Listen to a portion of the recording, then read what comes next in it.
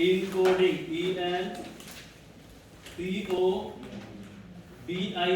ENCODING encoding जिसको हम लोग कहते हैं code banana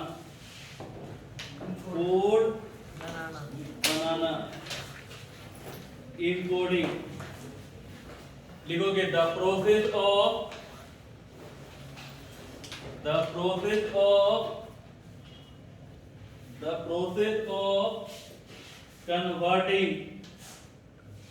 the process of converting an information into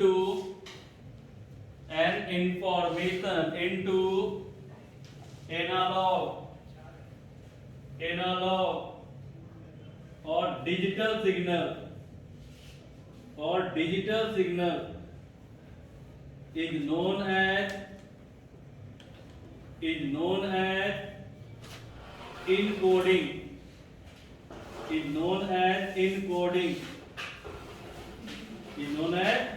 encoding जिसको हिंदी में हम क्या बताए थे कोड बनाना। यानी जब कोई इंफॉर्मेशन को है ना एनालॉग सिग्नल में या डिजिटल सिग्नल में कन्वर्ट करते हैं तो उसी को क्या कहते हैं इनकोडिंग। लिखोगे किसी सूचना को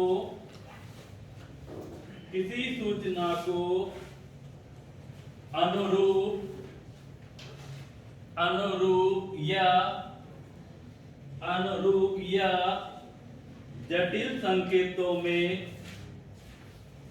संकेतों में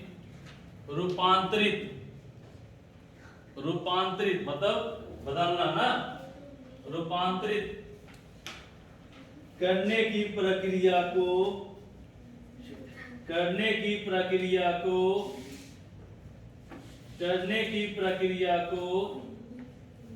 इनकोडिंग कहते हैं।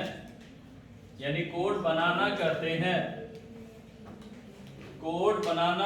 हैं। मतलब जब कोई इंफॉर्मेशन को किसमें कन्वर्ट किया जाए कोड के रूप में, किस रूप में कोड के रूप में, तो उसको हम लोग क्या नाम होता है इनकोडिंग। जैसे होता है ना कि जैसे देखते हो जनरली आप लोग का या तो आर्मी तरफ से कोई प्लानिंग हो चाहे टेररिस्ट अटैक हो, ठीक होता है, उन लोग इंफॉर्मेशन जनरल नहीं रहता, उन लोग का कोड चलता है।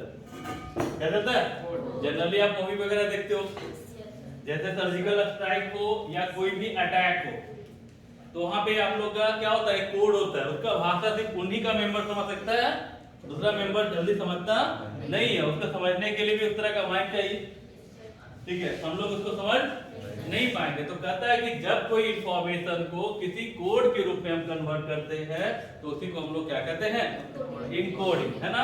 यहाँ कोड के रूप में क्या है एनालॉग सिग्नल और डिजिटल सिग्नल। चलिए बढ़िए आगे रेंज जिसको हम लोग कहते हैं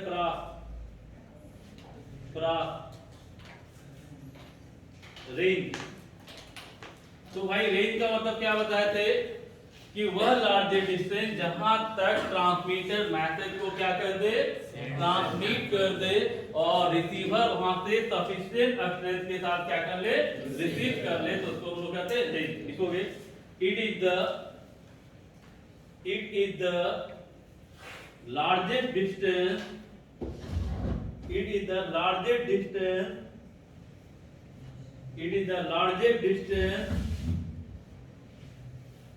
from the transmitter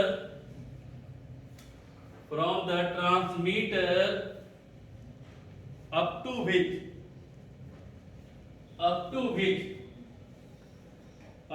which signal can be received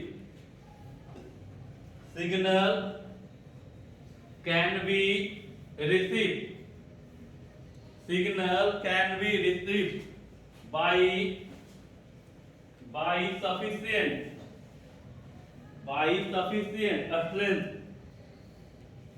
sufficient strength।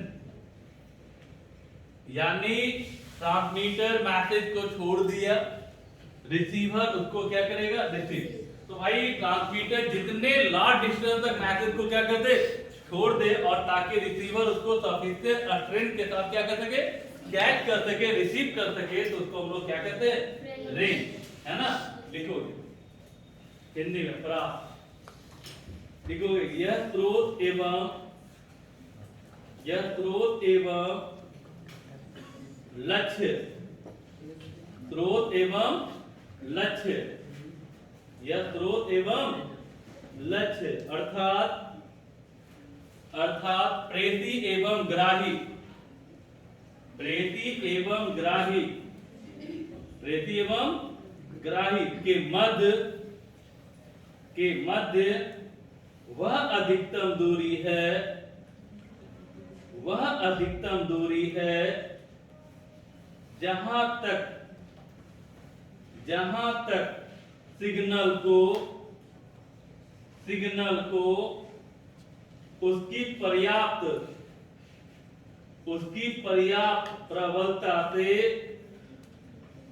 पर्याप्त प्रबलता से प्राप्त किया जा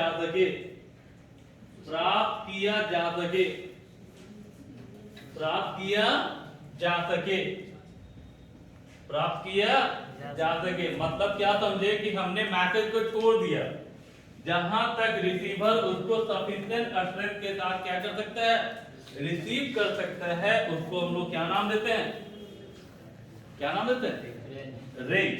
जैसे आप लोग क्रिकेट खेलते हो तो बॉल कितने दूर तक फेंक सकते हो, ठीक है, तो उसको हम लोग क्या कहते हैं, रेंज। तो ट्रांसमीटर जितने दूर तक मैसेज को क्या कर दे, ट्रांसमिट कर दे और आपका रिसीवर उसको क्या कर सके, रिसीव कर सके, है ना, तो उसको हम लोग कहते हैं रेंज, ठीक है।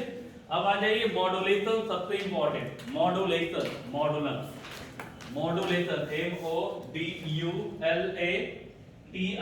मॉड्यूलेशन, इसको स्टार दे देना, मॉड्यूलन,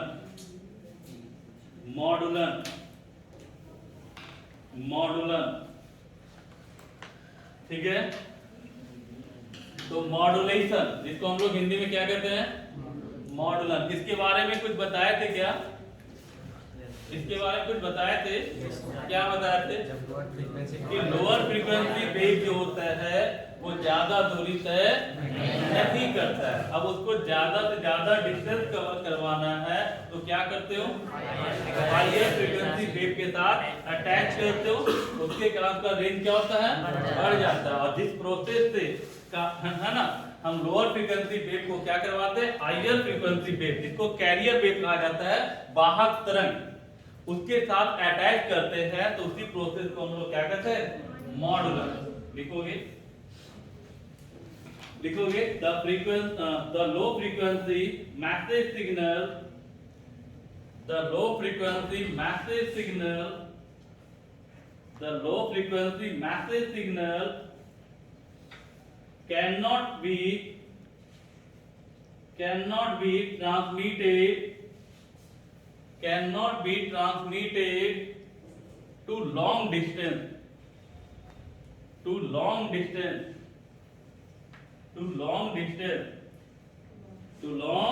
distance, देखिए, they are superposed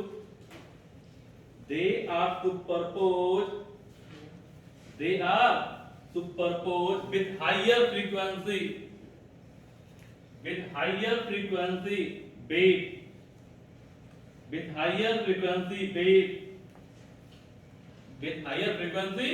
wave, bracket में करो carrier wave. Higher frequency wave को क्या कहते हैं, carrier wave. This process is called modulation.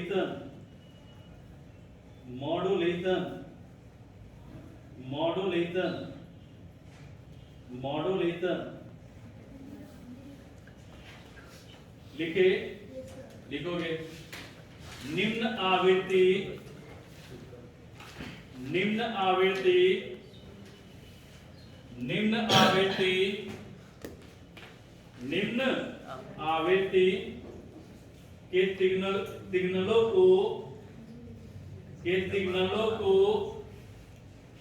के सिग्नलों को अधिक दूरी तक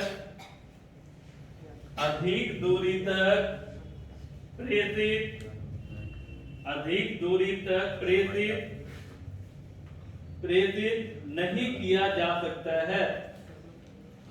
अधिक दूरी तक प्रेषित नहीं किया जा सकता है, मतलब उसको ट्रांसमिट नहीं किया जा सकता है। अधिक दूरी तक प्रेषित नहीं किया जा सकता है। अतः निम्न आवृत्ति के संदेश सिग्नलों को किसी उच्च आवृत्ति की तरंग से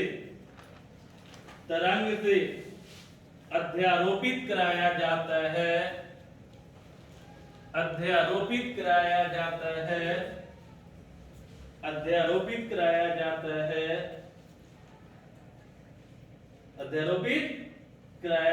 है। तो उस प्रक्रिया को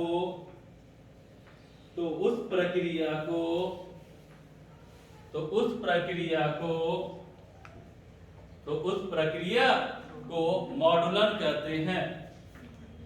तो उस प्रक्रिया को मॉडुलन कहते हैं। क्या कहते हैं? मॉडुलन कहते हैं।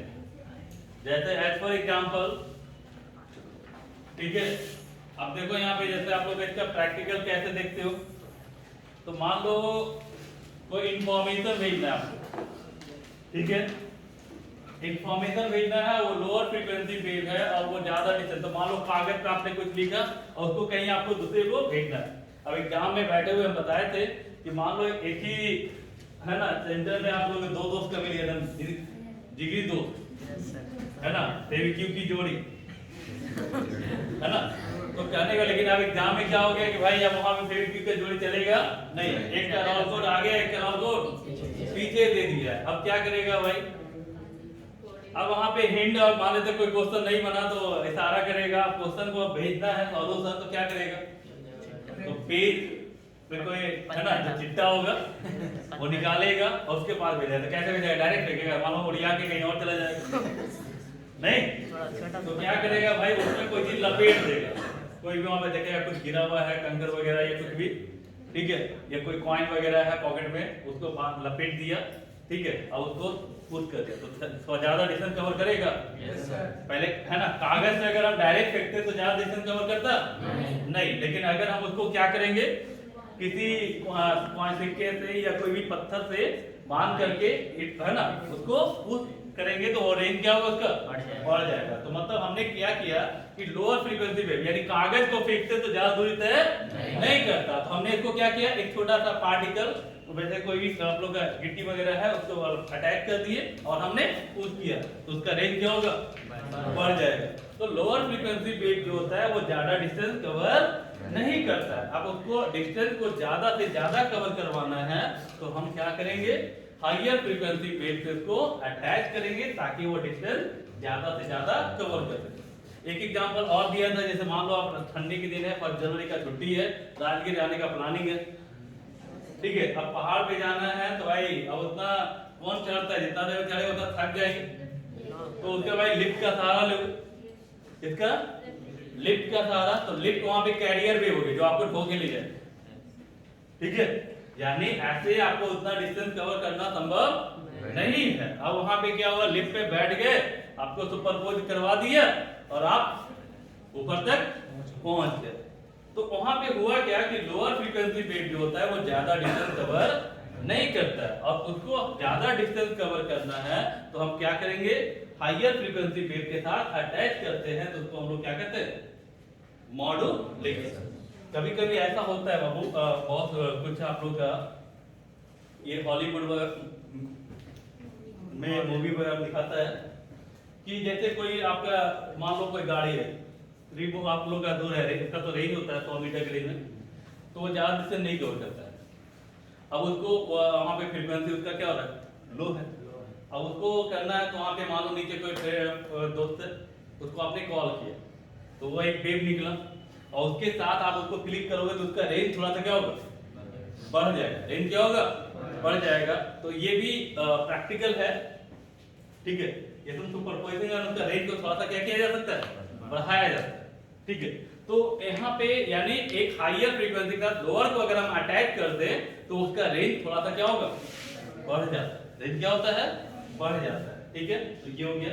अब आ जाओ डीमॉड्यूलेशन। हिंदी लिखा दिया ना, लिखा है कि नहीं लिखा? चलो लिखो, लिखोगे डीमॉड्यूलेशन, डी फिर मॉड्यूलेशन, इसको बी मॉड्यूलन कहते हैं, बी मॉड्यूलन, बी मॉड्यूलन, बी मॉड्यूलन। तो भाई डीमॉड्यूलेशन तो हमने बताया था ना कि लोअर फ्रीक्वेंसी को हायर के साथ अटैच करते हैं तो मॉड्यूलेशन, वहां से रिमूव करेंगे डीमॉड्यूलेशन, और दोनों को कंबाइन करेंगे तो मॉडल, क्या बोलते हैं, मॉडल। लिखोगे it is the reverse process of modulation, it is the reverse process of modulation, it is the reverse process of modulation. ये क्या है, मॉड्यूलेशन का रिवर्स है, उल्टा, मतलब वहां जोड़ देते हैं, यहां हटाएंगे। लिखोगे it is the process, it is the process of removing, it is the process of removing, it is the process of removing the low frequency signal, the low frequency signal from the higher frequency, from the higher frequency wave signal, from the higher frequency wave signal, from the higher frequency wave signal। लिखो, लिखो वह प्रक्रिया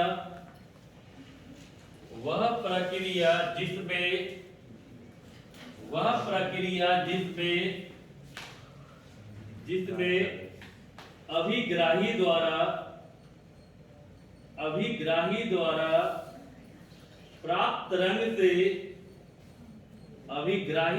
प्राप्त तरंग से सूचना signal को पुनः प्राप्ति की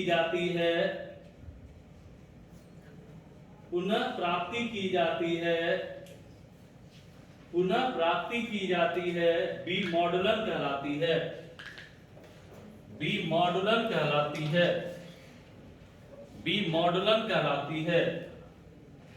मॉड्यूलन कहलाती है।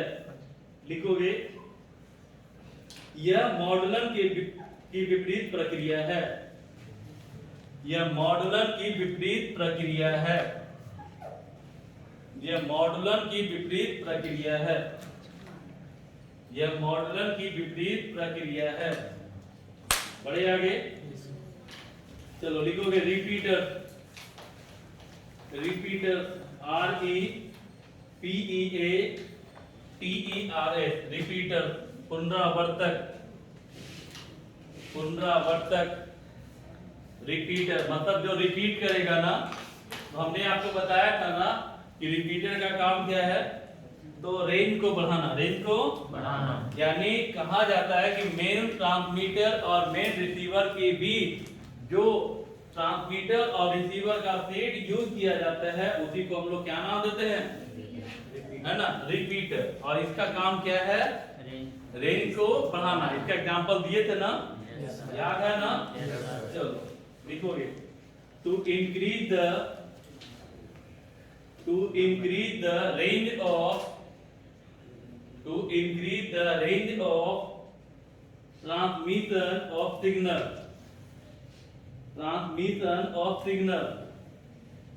transmission of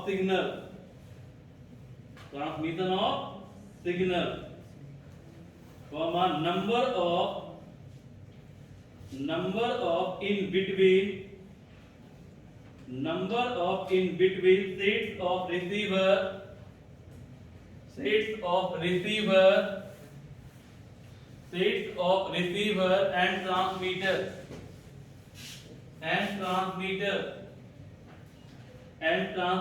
is known as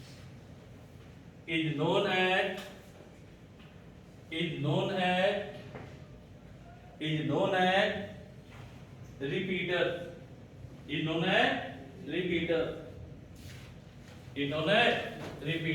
clear है?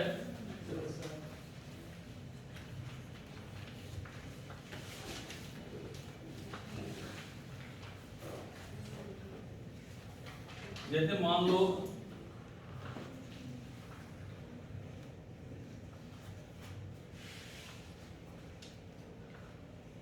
ये मेन ट्रांसमिटिंग एंटीना है और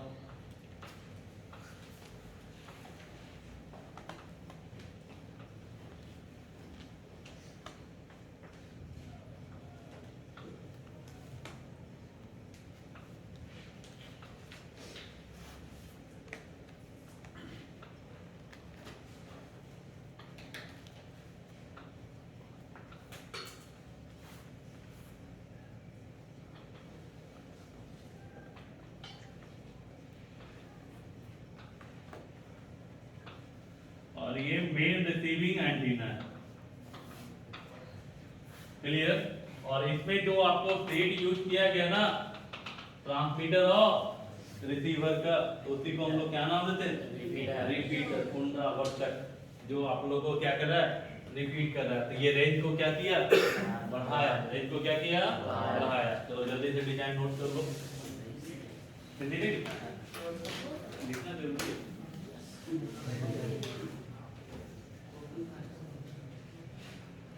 लिखोगे प्रेषक सिग्नलों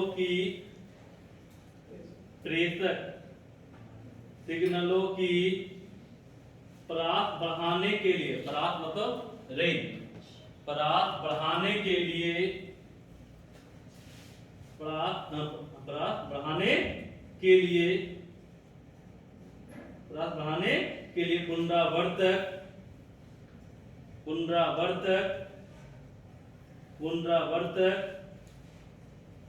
पुनरावर्तक प्रेषित केंद्र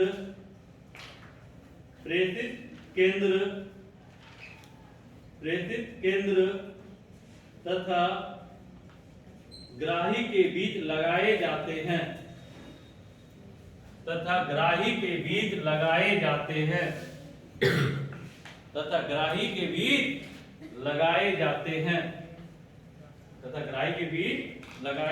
आवाज नहीं क्लियर?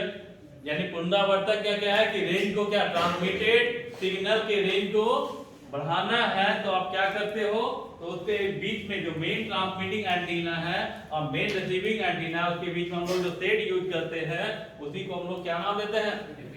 रिपीटर। तो जल्दी से नोट करो। ठीक है?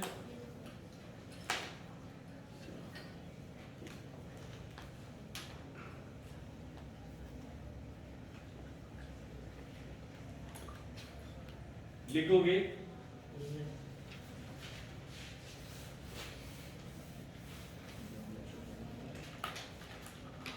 अब आते हैं हम लोग communication channel.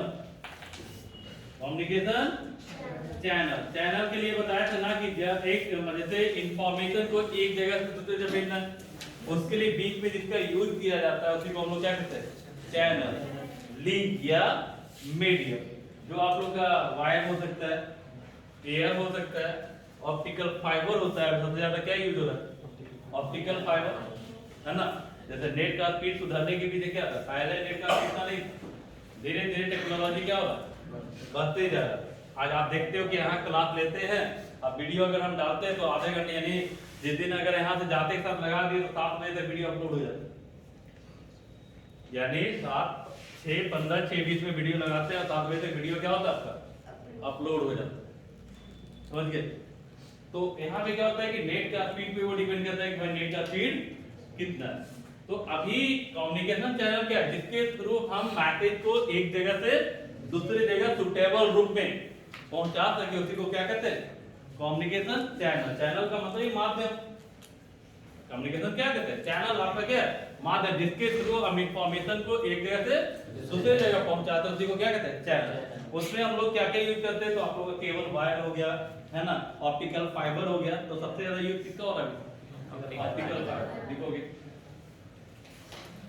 Communication channel. The term communication channel, the term communication channel is used for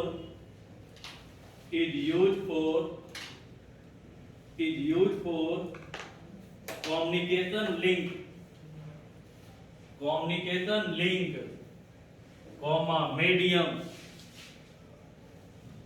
medium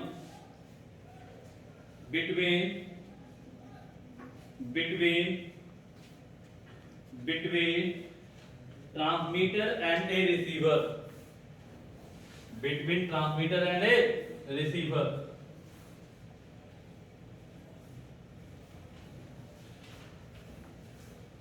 हो गया। मतलब प्रेषी एवं ग्राही के बीच के सिग्नल को पहुंचाने के लिए जो माध्यम की आवश्यकता होती है उसी को हम लोग क्या कहते हैं? Communication channel. ठीक है। तो भाई ये होता क्या? एग्जांपल में लिखोगे cable, CABL cable, optical fibre, नाम सुने हो? Optical fibre. चलो थोड़ा सा इसको रिपीट करते हैं क्योंकि ये बोर्ड का BBI शॉर्ट क्वेश्चन है। ठीक है। ये हम लोग को दो जगह पढ़ना होता है, एक आप लोग का ऑप्टिक्स और दूसरा हम लोग का ध्यान, एक आपका स्टार्टिंग और एक आपका लास्ट। ये था ना। रियल में देखा जाए तो पढ़ना था ये टोटल इंटरनल रिफ्लेक्शन में। ठीक है। और उसके बाद लास्ट हम लोग को यहाँ पढ़ना था। तो भाई पढ़ना हम लोग को दो जगह है।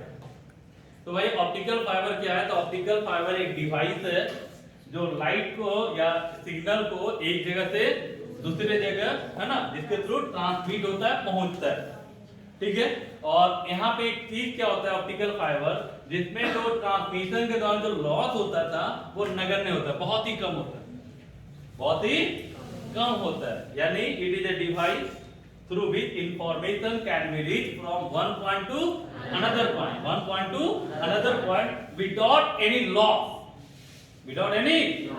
in intensity। तो any loss, तो loss मतलब क्या? अब negligible बहुत कम हो रहा है तो इग्नोर मारो। क्या करोगे? अब मान लेते एक ट्रक आ रहा है, कहीं से गेहूं आ रहा है, अगर मान लो 1 किलो गिर गया तो उसको लॉस बोलोगे? वो तो गिरना ही है, वो तो हल्का फल्का झटका देगा रोड में तो हल्का छिटकेगा ही। लॉस उसका मतलब क्या होता है कि एक ट्रक लोड करके पहुंचे थे, लोड करके भेजे थे, पहुंचा था, वो लॉस हो ना। अब 1 किलो गिर ही गया तो वो कोई लॉस नहीं है। उस पे ड्राइवर पे कोई नहीं चिल्लाएगा कि भाई तुम इतना घाटा लगा दिए, समझ गए? तो वो आम बात है। लेकिन अगर वो बताओ, अगर कहीं से भेजा गया होगा कोई मंडी से एक ट्रक आपका गेहूं और वो पहुंचेगा आधा, तो लाजमी गुस्सा तो बढ़ेगा। ठीक है। तो भाई यहाँ पे क्या हो रहा है ना कि हमने मैसेज को छोड़ा, ट्रांसमीटर ने छोड़ा, रिसीवर तक पहुंचने में जो है ना पहुंचा दिया, और पे किसी तरह का लॉस न है, एकदम नगण्य है, तो उसी को हम लोग क्या नाम देते हैं? Optical fibre. अब जितने भी कम्युनिकेशन है सब जगह कहाँ क्या यूज हो रहा है? Optical fibre. क्या यूज हो रहा है? Optical fibre. क्लियर है? तो ऑप्टिकल फाइबर इसका मतलब हमने यहाँ पे बताया। ठीक है। चलो तो ऑप्टिकल फाइबर क्या समझ में आ गया? यह एक डिवाइस है जिसका यूज क्या होता है? मैसेज सिग्नल को एक जगह से दूसरे जगह ट्रांसमिट करना, है ना, और मतलब पहुंचाना एक जगह से दूसरे जगह बिना किसी लॉस का। और इसमें सबसे इंपॉर्टेंट ऑब्जेक्टिव आता है कि ऑप्टिकल फाइबर जो है वो किस प्रिंसिपल पे काम करता है? Total internal reflection. ठीक है। चलो अब आगे बढ़ते हैं। यहां तक तो हो गया। अब हम लोग आगे बढ़ते हैं। क्या है? बैंडविड्थ। ठीक है। देखो बैंडविड्थ, इसका हिंदी में कोई जरूरत ही नहीं इसमें। बैंडविड्थ अब हमारा इंपॉर्टेंट खत्म हो गया। अब ठीक है, बस समझना बैंडविड्थ, BANDWIDTH, बैंडविड्थ मतलब बैंड की चौड़ाई, बैंड की चौड़ाई, है ना। तो बैंडविड्थ क्या है? बैंडविड्थ लिखे, लिखोगे द width of the चौड़ाई of the frequency spectrum of a signal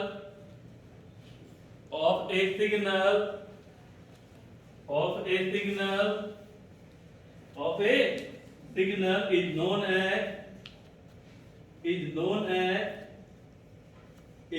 as bandwidth, यानी फ्रीक्वेंसी बैंड का जो चौड़ाई होगा ना बाबू, उसको हम लोग क्या कहते हैं? बैंडविड्थ। ये होता है मैक्सिमम फ्रीक्वेंसी और माइनस मिनिमम, यानी किसी का भी बैंडविड्थ निकालना होता है तो उसका क्या होता है? एक मैक्सिमम होता है और ये मिनिमम, हर एक का। जैसे आपका मोबाइल भी है ना, तो हर एक का बैंडविड्थ होता है, तभी तो आप जिसको लगाते हैं वही कॉल लगता है। और कभी कभी टेक्निकल इश्यू का दूसरे जगह लग जाता है, तो आप लोग का एक रेंज दिया जाता है, इतना से इतना के बीच होगा तो आपका ही मोबाइल नंबर लगेगा, डायल होगा, उसके बाद आएगा तो फिर दूसरे, ठीक है। एक नंबर भी चेंज हो जाता है तो क्या होता है? दूसरे जगह लग जाता है। तो वो बैंडविड्थ पे काम करता है, हर एक का बैंडविड्थ होता है, एक रेंज होता है, समझ लो। ये फ्रीक्वेंसी रेंज है।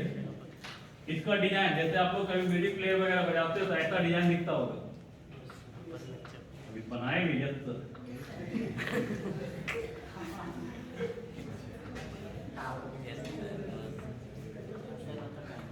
क्लियर। तो इस ढंग से आप लोग का ये है आप लोग का। तो ये देखो इधर जो आप लोग का हो गया, इसको मिनिमम फ्रीक्वेंसी और ये इसके मैक्सिमम, और ये दोनों के बीच का जो गैपिंग है ना, इसी को कहते हैं बैंडविड्थ। क्या कहते हैं? बैंडविड्थ। क्लियर। तो बैंडविड्थ निकालना जब भी है किसी भी सिग्नल का, हर एक चीज का बैंडविड्थ होता है। ऑडियो वॉइस सिग्नल है उसका अलग होता है बैंडविड्थ, है ना। फिर आपका म्यूजिक प्लेयर है उसका बैंडविड्थ अलग होता है ना, ऑडियो वगैरह का। और तीसरा जैसे आप लोगों का वीडियो है उसका बैंडविड्थ अलग होता है। कभी कभी पहले जमाना में ये ज्यादा होता था, जब ब्लैक एंड व्हाइट टीवी हुआ करता था, ऊपर एंटीना घुमाया जाता था, याद है वो दिन? तो उसमें क्या होता था कि कभी ऑडियो आता था तो वीडियो नहीं, अब वीडियो आता था ऑडियो नहीं। अब तो भाई टेक्नोलॉजी बहुत डेवलप करते जा रहा है, ठीक है। अब तो आप लोग का कुछ दिन में ऐसा होगा कि 3D है आपके मोबाइल में, वॉच में सारा कुछ कनेक्ट होगा, है ना। कहीं भी है आपका 3D कॉलिंग, आप विजुअल कॉलिंग कर सकते हो। अभी तो यहाँ कर रहे हो ना, मतलब टच कर सकते हो। पहले के जमाना में क्या था, फोन पे बात करते थे, आज वीडियो कॉलिंग करते। उसके पहले चिट्ठी लिखा करते है ना, पहले चिट्ठी लिखाता था ना, लेकिन अब चिट्ठी लिखाता है नहीं। और यही कारण है कि आज के जनरेशन को चिट्ठी लिखने के लिए पढ़ना पड़ता है, ठीक है। और पहले के जनरेशन में क्या होता था कि फूफा मम्मा दादी इतना कोई चिट्ठी लिखवाती थी कि बच्चा को ऐसे ही याद हो जाता। जैसे हम लोग के जनरेशन में, तो हम लोग तो थोड़ा सा और बैठ जाए तो हम लोग तो बहुत कम लिखे, लेकिन लिखे। तो हम लोग में क्या होता था कि कहीं भी होता था तो कुछ में उस समय तक थोड़ा दिन तक चला था, लेकिन हम लोग को 5 साल अगर बैक देखा जाए तो बस उसको पढ़ने की जरूरत है ना, चिट्ठी लिखने के लिए कितना भी है, ये पढ़ना भाई ठीक है चिट्ठी लिख दो। पहले तो फोन था नहीं, तो भाई चिट्ठी लिख दो। भाई ये बचपन से वो चिट्ठी लिखते आ रहा है, उसको चिट्ठी लिखने के लिए पढ़ना पड़ेगा, हाँ। लेकिन यहाँ पे क्या होता है, हम लोग का सिलेबस में है ना। तो वही बात है कि अब जनरेशन थोड़ा चेंज हो गया है। तो पहले चिट्ठी लिखने के लिए बचपन से, जैसे ही बच्चा कलम पढ़ना लिखना सीख गया, उसी से ट्राई करो, ठीक है। लिखो बैंडविड्थ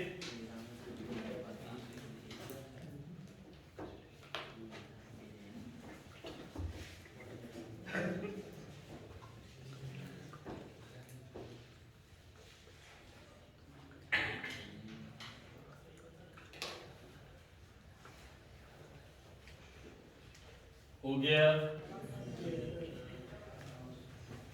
यानी किसी फ्रीक्वेंसी स्पेक्ट्रम की चौड़ाई को हम लोग क्या कहते हैं? बैंडविड्थ कहते हैं। लिखोगे अगर हिंदी लिख लो इसका डिफिनेशन, किसी सिग्नल की आवृत्ति स्पेक्ट्रम की चौड़ाई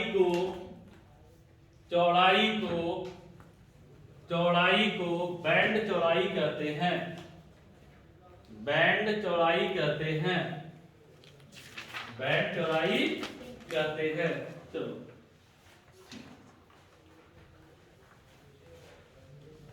हो गया। चलो अब इंग्लिश वाला टेंशन खत्म हो गया, हिंदी इंग्लिश वाला, क्योंकि अब मेन पॉइंट मेरा खत्म हो गया डिफिनीशन टाइम। अब हमें थोड़ा सा पॉइंट याद रखना ऑब्जेक्टिव के लिए, कि जैसे मैसेज सिग्नल हो गया, वॉइस सिग्नल हो गया, कंप्यूटर डाटा हो गया, सबका बैंडविड्थ अलग अलग होता है, सबका एक रेंज होता है, समझ गए। अभी तो हम लोग छोटा सा भी टेलर अभी तो पढ़ ही रहे, फर्स्ट टाइम आपके लिए है 11th 12th में। जैसे जैसे आप आगे पढ़ोगे सारा खेल इसी पे, सारा खेल क्या है, इसी पर। ठीक है, लिखो पॉइंट देखो। मैसेज सिग्नल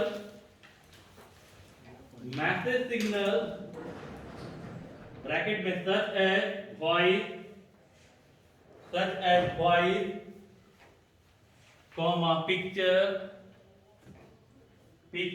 और computer data bracket close having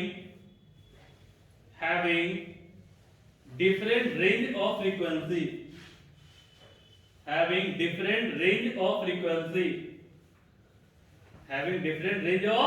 frequency, मतलब सभी का फ्रीक्वेंसी क्या होता है, अलग अलग होता है। लिखोगे the type of communication system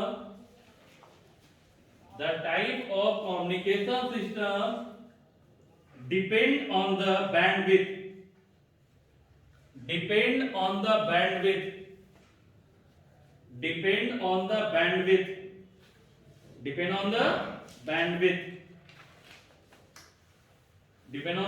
जितने भी कम्युनिकेशन सिस्टम है वो सबका सब किस पे डिपेंड करता है, हम तो पहले ही बताए थे, सारा का सारा खेल किस पर है।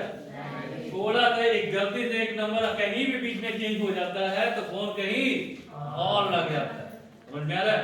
तो यानी उसका हर एक नंबर का एक बैंडविड्थ होता है। चलो लिखोगे some frequency range and their bandwidth are given below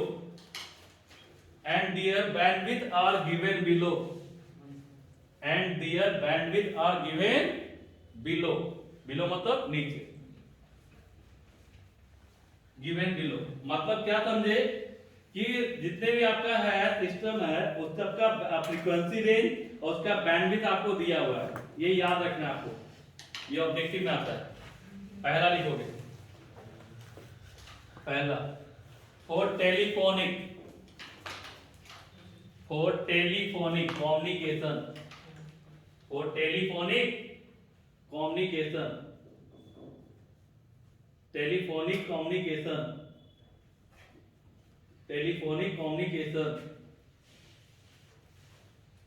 जिसको हम लोग कहते हैं, ब्रैकेट में कर दो, स्पीच और वॉइस सिग्नल, स्पीच भाषण और वॉइस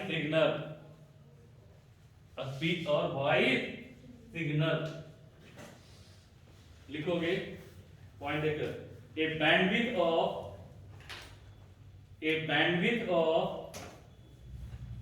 2800 हर्ट्ज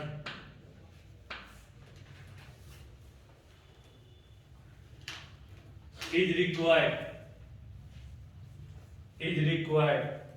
यानी स्पीच हो गया, आपका वॉइस हो गया वगैरह, कितना उसका बैंडविड्थ कितना होता है, 2800 हर्ट्ज, है ना। और वो कहां से कहां तक होता है, तो लिखोगे क्या लिखे, इज रिक्वायर्ड लिखे at the signal range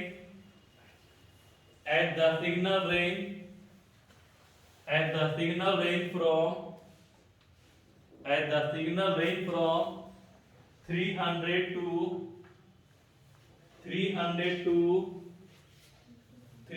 to कितना होना चाहिए, 30 है ना 100 हर्ट्ज, तब ना घटाओगे तो आएगा 250। मिनिमम 300, मैक्सिमम कितना 3100। तो इसका बैंडविड्थ कितना होगा 28। यानी आपसे पूछेगा कि बताइए वॉइस सिग्नल का बैंडविड्थ कितना होता है, बैंडविड्थ कितना होता है 2800। और अगर पूछेगा उसका रेंज कहां से कहां तक होता है 300 से है ना आपका 3100। क्लियर है? चलिए बढ़िए आगे। सेकंड में फॉर म्यूजिक सिग्नल और audio signal, for music signal और ऑडियो सिग्नल,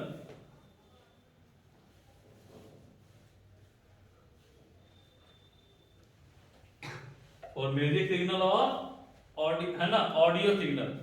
तो भाई म्यूजिक सिग्नल जो होता है उसका बैंडविड्थ जो होता है सबसे ज्यादा यही पूछता है 20 किलोहर्ट्ज। देखो ए bandwidth of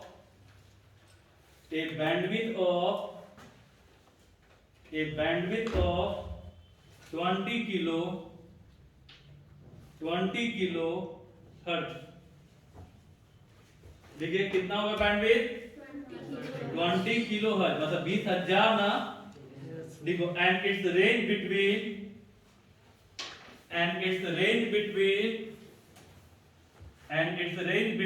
20 hertz to 20 kilo hertz.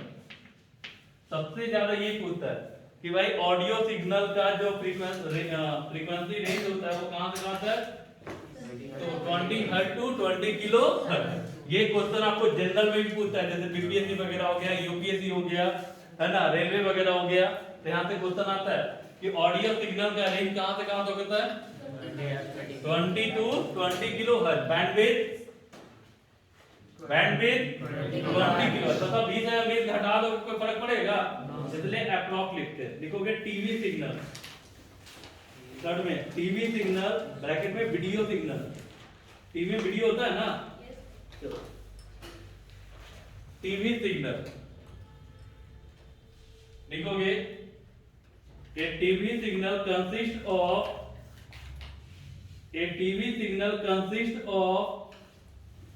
both audio and video, both audio and video, both audio and video, both audio and video।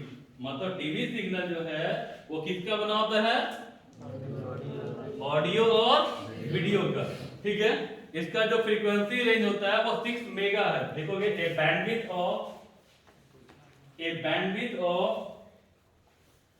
Bandwidth of approximately 6 megahertz, 6 mega capital M, 6 megahertz is required, 6 megahertz is required, 6 megahertz is required। तो बताओ telephone signal का क्या होता है bandwidth 28 ना, और आपका audio signal का 20 किलो, और इसका वीडियो सिग्नल या टीवी कितना 6 मेगाहर्ट्ज। बस ये याद रखने वाला है। क्लियर है? चलिए कितना टाइम हुआ 5 मिनट बाकी है। चलो डाटा वाला टाइप का क्वेश्चन है। ठीक है,